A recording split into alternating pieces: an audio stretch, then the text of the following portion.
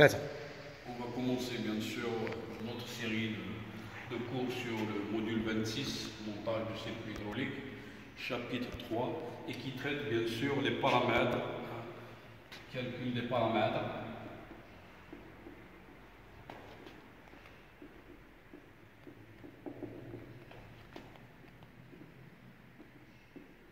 D'un circuit hydraulique. Alors les principaux paramètres sont bien sûr, c'est la pression, et deux, bien sûr, c'est le débit. Vient ensuite, bien sûr, quand on va multiplier la pression par le débit, ça va donner bien sûr la puissance d'une installation, la puissance qu'on appelle puissance fluide.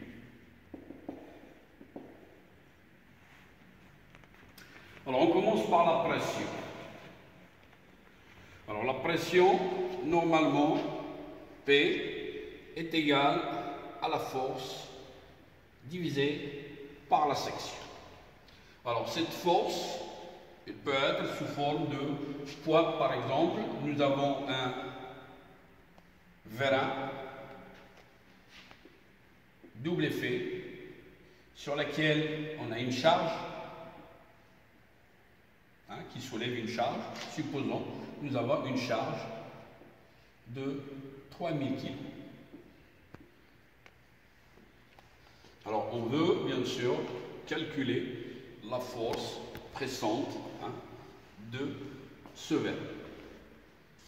Alors dans ce cas, F, la force, elle est égale à la masse fois l'accélération.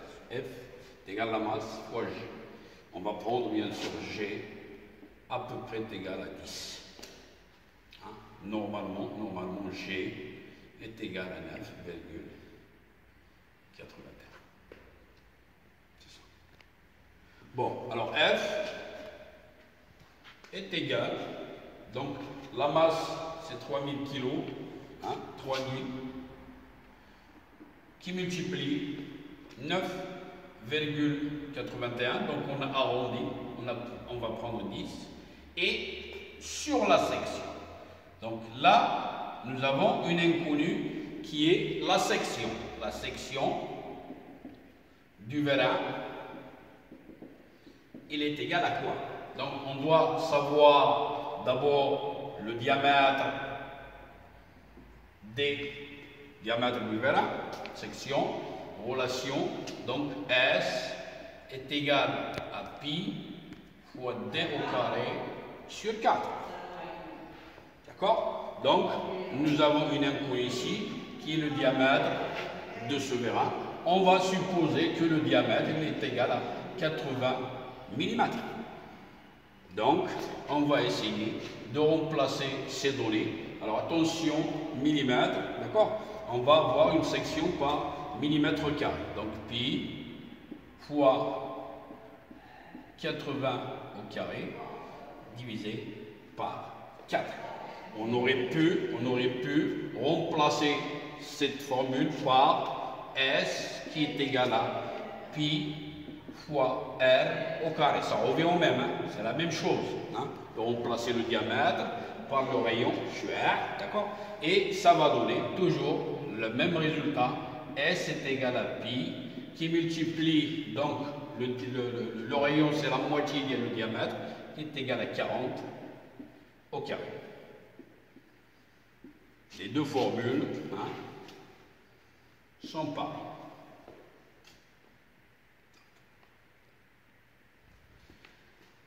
Alors après calcul, bien sûr, on va voir combien ça va donner.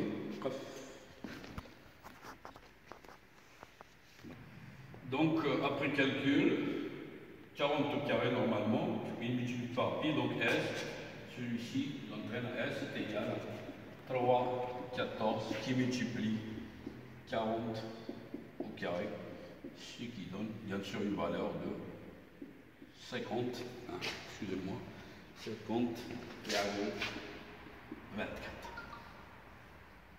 Bon. Alors toujours bien sûr on parle de 5024 millimètres carrés, hein, qui donne bien sûr à 50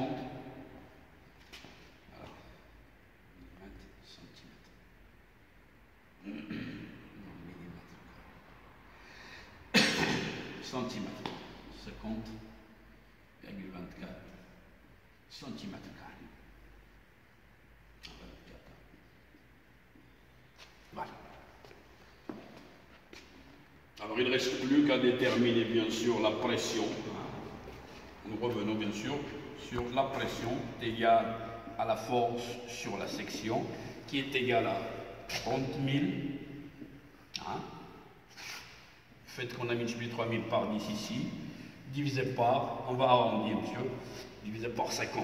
Donc on va éliminer les deux, bien sûr 0 par ici. Donc 3000 divisé par 5, ça va faire 600.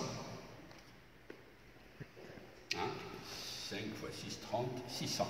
Alors attention, 600 bien sûr, hein?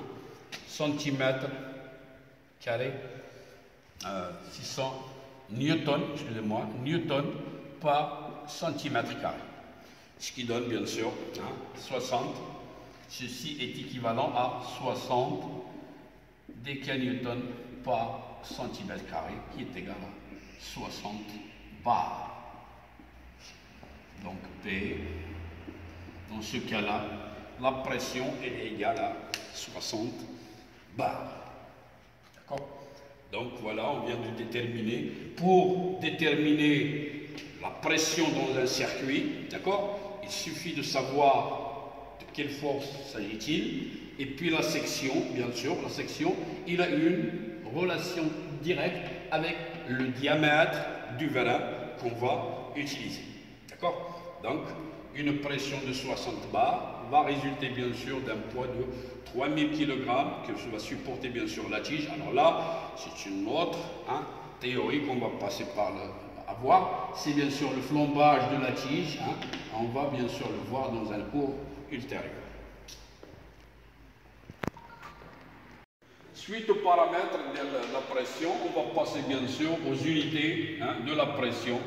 Il y a différents types d'unités. On va passer par l'unité légale. Hein. Quand on parle de légal, ça veut dire qu'il est reconnu mondialement. C'est le pascal. D'accord?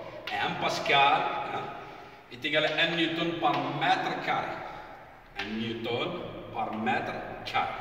L'autre unité, qui est l'unité pratique, celle qu'on va trouver bien sûr sur les manomètres, sur les installations hydrauliques, c'est le bar. Hein? Bar. Un bar est égal à 100 000 pascal. Donc, c'est égal à 10 puissance 5 pascal. Hein? C'est égal à 100 000 newtons par mètre carré. D'accord? Autres unités qui sont le résultat, bien sûr, de l'opération de la division. On peut trouver le newton centimètre carré, le newton par millimètre carré, le décanewton par centimètre carré. D'accord? Donc, on va passer ici un bar. Il est égal à 100 000 newtons par mètre carré, ce que nous avons vu tout à l'heure, d'accord? 100 000 pascal. Et un bar aussi, il est égal à, on va diviser par 100, d'accord? Et on va diviser ici, 1000 mètres carrés par 100, ça va donner bien sûr le décimètre au carré. Un bar aussi, il est égal à 10 newtons, d'accord? Par centimètre carré. Et un bar aussi, il est égal à 1 décanewton par centimètre carré. Tout ça, bien sûr, hein, ça donne le même résultat si vous calculez par n'importe quelle autre unité, à part bien sûr ça, vous allez trouver bien sûr, soit on va les rejoindre, soit le pascal, soit le bar, car ce sont les unités de pression qui sont reconnues mondialement. Donc le pascal et le bar, c'est les unités principales pour bien sûr déterminer la pression.